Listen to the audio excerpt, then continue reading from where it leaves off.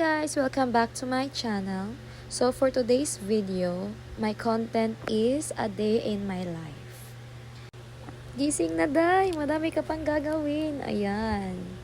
Gising na si Mi. Tayo na po, tayo. Okay. Ganyan po ako pag bagong gising. So ayun, magliligpit na nga ako sa hinihigaan ko. Yung mga unan at saka blanket. Tama ba yung pronunciation ko? Ay, yun na yun. Basta yun na yun. Ay, nako guys. Nakaka-stress. Charot. So, ayun. Bababa na ako at kakain na muna ako doon sa Tuslubuan. Tuslubuan. Ang hirap pag Tagalog. Tabang. Ayun na nga. Papunta na ako ng kakainan ko. Kakainan. Parang baliw.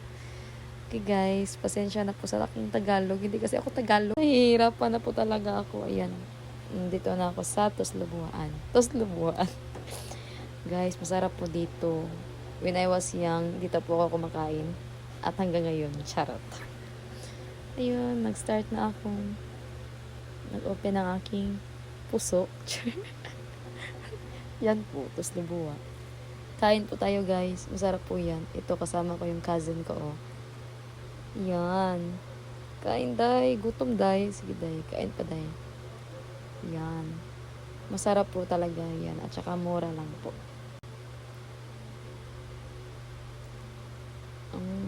Masarap no. Gusto nyo? Lo. Asa ka. Joke lang po.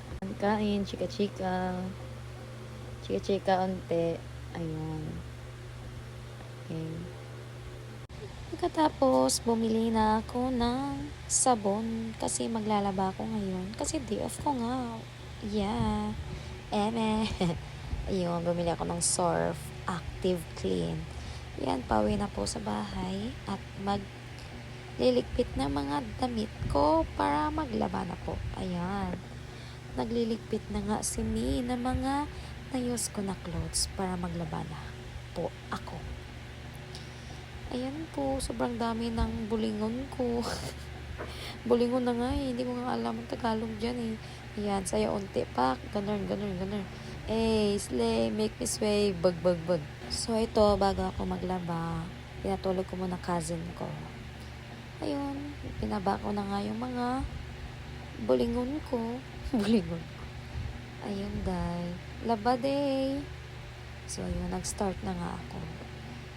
Kinuhaan ko muna siya ng mga dirty bago ilagay yung surf. Bago yung surf. Yun na nga. Ayan. Ilagay ko na yung surf. Parang bull. So, yun na nga. Naglalaba na nga siya. Ganyan po maglaba. Dapat pretty. Charot lang.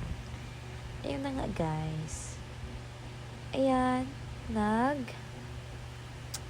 Babanlaw na po ako. Yan. Labanday. Ginusto mo yan. Charing. Ayan. Nagdadowny na nga. Tapos,